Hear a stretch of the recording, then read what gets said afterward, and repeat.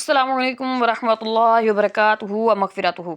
अल्हम्दुलिल्लाहि रब्बिल आलमीन वस्सलातु वस्सलामु अला सय्यिदिल अंबियाइ वल मुरसलीन अम्मा बअदु फ़अऊज़ु बिल्लाहि मिनश शैतानिर रजीम बिस्मिल्लाहिर रहमानिर रहीम। आज का हमारा सबक है सबक नंबर 11 सुकून जज़म।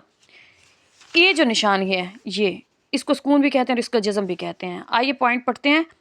पॉइंट नंबर 1 है, जैसा कि आप पीछे पढ़ चुके हैं इस अलामत को हमने पीछे सबक नंबर 3 में भी पढ़ा है कि इस अलामत को क्या कहते हैं, इसको जज़म कहते हैं। और वहाँ पे हरकत का कायदा था तो हमने पढ़ा था कि कोई भी हर्फ जिसके ऊपर जज़म हो उससे पहले हरकत नहीं, हरूफ मद्दा में पढ़ा था हमने कि हरूफ मद्दा जो होते हैं उनसे पहले पेश है, ज़बर है या ज़ेर है लगेगी तो कौन सा कायदा कैसे होगा, वहाँ पे हमने जज़म का पढ़ा हुआ है। इसलिए यहाँ पे उन्होंने कहा कि आप पीछे पढ़ चुके हैं, इस अलामत को जज़म कहते हैं।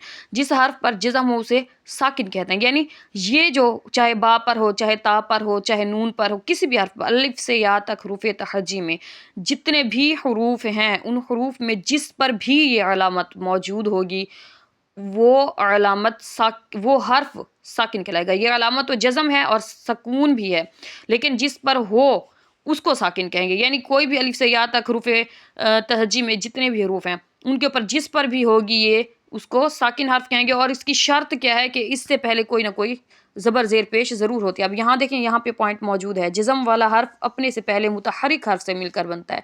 यानी कोई भी जज़म वाला हर्फ हो, चाहे बा हो, ता हो, सा हो, कोई भी हर्फ हो, उससे पहले कोई मुतहरिक हर्फ ज़रूर आएगा। अब आप सोच रहे होंगे मुतहरिक हर्फ कौन सा होता है, तो मैंने आपको बताया था सबक नंबर 3 में, जिस हर्फ पर हरकत हो उसे मुतहरिक कहा जाता है। और अब आप ये सोच रहे होंगे कि हरकत क्या है। जो लोग न्यू हैं मेरे चैनल पर उनको तो नहीं पता होगा, जो पढ़ चुके हैं उनको मालूम होगा, तो उनको भी बता दूं। ज़बर हो, जैसे यहाँ पर आप देखें, ज़बर ज़ेर और पेश, चाहे वो कोई भी हर्फ हो, अलिफ से या तक कोई भी हर्फ हो, उस जिस भी हर्फ पर ज़बर ज़ेर पेश होगा उसे मुतहरिक हर्फ कहेंगे। और ज़बर ज़ेर पेश को हरकत कही जाती है, हरकत कहा जाता है। और हमने ये भी पढ़ा था कि हरकत को बगैर खींचे बगैर झटका दिए मारूफ पढ़ाएंगे। अब यहाँ पे है पॉइंट नंबर 3 है हमज़ा साकना।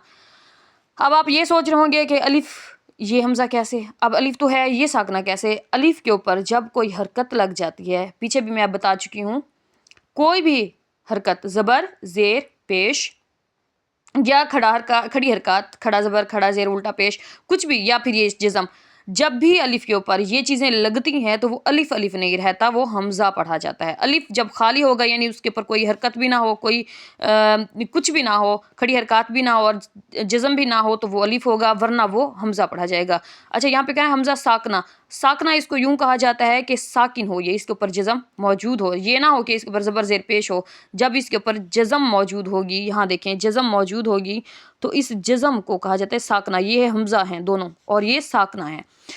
हमज़ा साकना को हमेशा झटका देकर अदा करें, जैसे अ इ ऐसे अदा करेंगे, हम इसको झटका देंगे।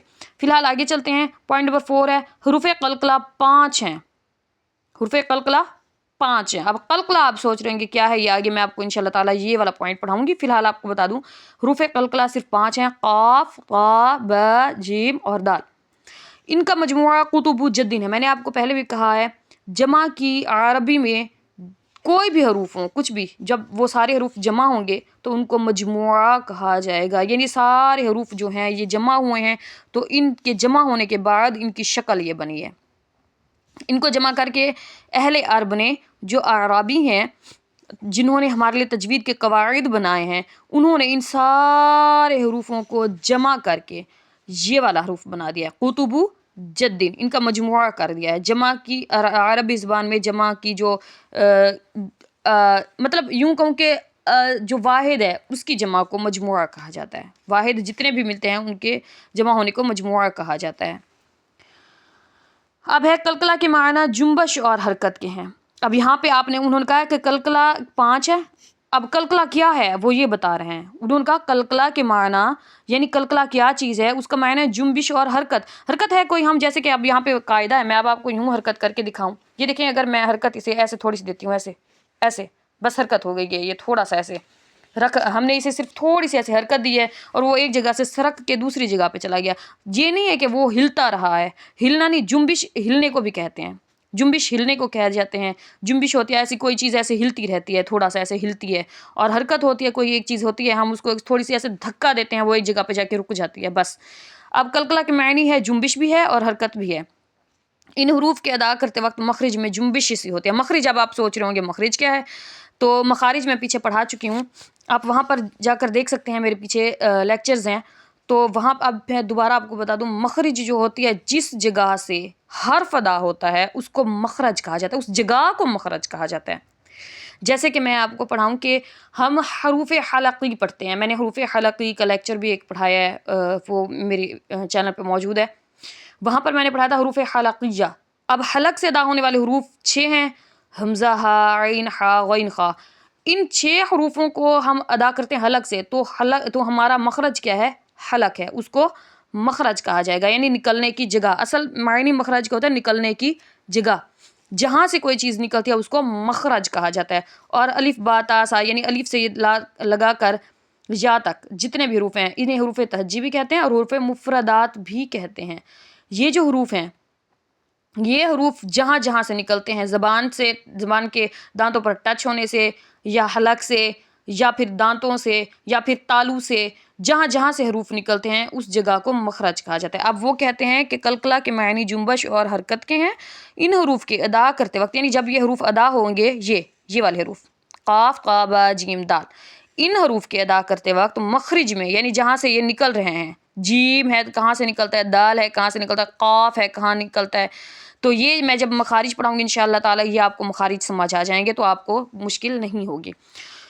तो जहाँ जहाँ से निकलेंगे उसी जगह में जुम्बिश सी होगी, यानी उस मखरज में जुम्बिश सी होगी, जिसकी वजह से आवाज़ लौटती हुई निकलेगी। आवाज़ यानी ऐसे लगेगा जैसे आवाज़ हमारी लौट रही है, हमारी आवाज़ वापस आ रही है।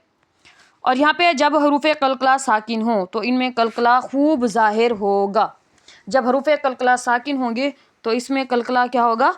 खूब ज़ाहिर होगा। हरूफ कलकला यानी काफ, का, बा, जीम, दाल, ये जो हरूफ हैं ये साकिन हो, इनके ऊपर जज़्म लगी हो, तो इसमें क्या होगा? इसमें कलकला खूब ज़ाहिर होगा।